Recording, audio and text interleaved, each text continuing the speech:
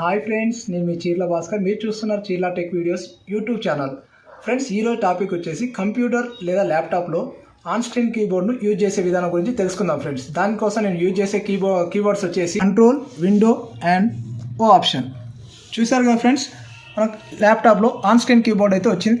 Suppose మనం దీనిలో ఏదైనా ఈ కీబోర్డ్ పనిచేస్తుందో మీరు తెలుసుకోవాలనుకుంటున్నారు కదా ఫ్రెండ్స్. దానికోసం ఏదైనా టైప్ చేస్తాను ఫ్రెండ్స్. సపోజ్ నేను మన ఛానల్ని టైప్ చేస్తున్నాను ఫ్రెండ్స్.